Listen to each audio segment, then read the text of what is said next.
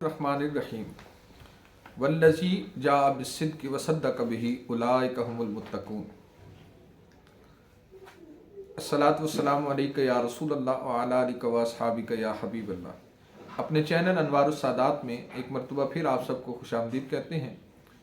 آج ہم گفتگو کر رہے ہیں حضرت خلیفہ اول بلا فصل، یار غار یار مزار، امیر المومنین حضرت سیدنا ابو بکر صدیق رضی اللہ تعالیٰ عنہ کے عنوان پر۔ حضرت ابو بکر صدیق رضی اللہ تعالیٰ عنہ نبی علیہ السلام کے محبوب ترین صحابہ میں ہیں۔ آپ حضور علیہ السلام کے وہ دوست ہیں کہ سب سے پہلے نمبر پر ان کو نبی پاک علیہ السلام کی دوستی کا شرف حاصل ہے۔ حضور کی قربت میں جتنے لمحات حضرت صدیق اکبر رضی اللہ تعالیٰ عنہ نے گزارے، اتنی طویل زندگی شاید ہی کسی اور نے گزاری ہو۔ اس کا اندازہ اس بات سے بھی لگایا جا سکتا ہے کہ جب نبی علیہ السلام کی عمر گرامی 25 برس تھی اور آپ کا نکاح جب بی بی خدیجہ کبریٰ رضی اللہ تعالیٰ عنہا سے ہو رہا تھا، اس وقت حضور علیہ السلام نے حضرت ابو بکر صدیق رضی اللہ تعالیٰ عنہ کو بلایا اور فرمایا، ابو بکر میرا نکاح ہے اور میں چاہتا ہوں میرے نکاح میں میری طرف سے گواہ آپ بنے۔ اس سے اندازہ ہوتا ہے کہ حضور علیہ السلام کی عمر گرامی 25 برس ہے۔ اعلان نبوت سے 15 سال پہلے بھی حضور علیہ السلام اور حضرت سیدنا صدیق اکبر رضی اللہ تعالیٰ عنہ کی قربت تھی، ان کی دوستی موجود تھی، اور حضرت صدیق اکبر رضی اللہ تعالیٰ عنہ نے ساری زندگی حضور علیہ السلام کا ساتھ دیا۔ امام ترمذی نے حضرت ابو ہریرہ رضی اللہ تعالیٰ عنہ سے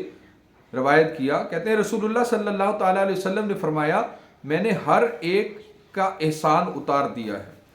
سوائے ابو بکر صدیق رضی اللہ تعالیٰ عنہ کے احسانات کے، کہ ان کا احسان میرے ذمے باقی ہے اور ان کا احسان اتنا عظیم ہے کہ اس کا بدلہ قیامت کے دن اللہ ہی ان کو دے گا، اور کسی کے مال سے مجھے اتنا نفع نہیں پہنچا جتنا ابو بکر کے مال سے مجھے نفع پہنچا ہے۔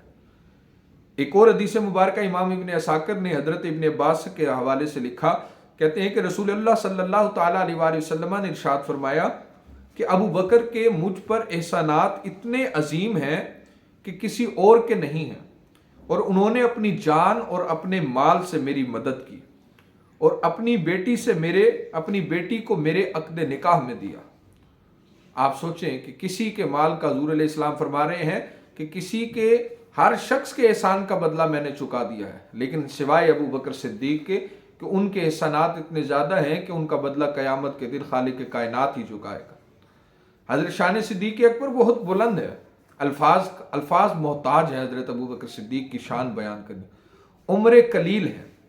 ایک روایت آپ سنیے اور آپ کو اندازہ ہوگا کہ صدیق اکبر رضی اللہ تعالیٰ عنہ کی شان بیان کرنے کے لیے کتنی عمر درکار ہے۔ حضرت عمار بن یاسر رضی اللہ تعالیٰ عنہ سے روایت ہے کہ آپ فرماتے ہیں رسول اللہ صلی اللہ علیہ وسلم نے فرمایا کہ ایک بار حضرت جبرائیل علیہ السلام میری خدمت میں حاضر ہوئے تو میں نے کہا کہ اے جبرائیل عمر کے فضائل بیان کرو، تو جبرائیل کہنے لگے یا رسول اللہ عمر ابن خطاب کے فضائل بیان کرنے کے لیے مجھ جبرائیل کو حضرت نوح علیہ السلام کی عمر درکار ہے۔ یعنی آپ اندازہ کریں کہ حضرت عمر کے فضائل اتنے زیادہ ہیں کہ اگر جبرائیل ان کے فضائل بیان کریں تو ان کو حضرت نوح علیہ السلام کی عمر چاہیے، یعنی 950 سال، اور بعض روایات میں 1200 سال کی عمر چاہیے، تب جا کے جبرائیل کی زبان حضرت عمر کے فضائل بیان کر سکتی ہے، لیکن تب بھی پورے نہیں ہوں گے۔ حالانکہ حضرت عمر کے فضائل ابو بکر، اور جبرائیل کہنے لگے یا رسول اللہ ابو عمر کے فضائل ابو بکر کے مناقب کے یعنی ابو بکر کے فضائل کا ایک جزو ہے۔ عمر کی ساری زندگی ایک طرف اور حضرت صدیق اکبر رضی اللہ تعالیٰ عنہ کی ایک زندگی کا ایک لمحہ، ان کی ایک نیکی ایک طرف ہے۔ ہماری گفتگو اگر اچھی لگی ہو تو اسے چینل کو لائک کرنا، سبسکرائب کرنا، شیئر کرنا نہ بھولیے گا۔ والسلام علیکم ورحمۃ اللہ وبرکاتہ۔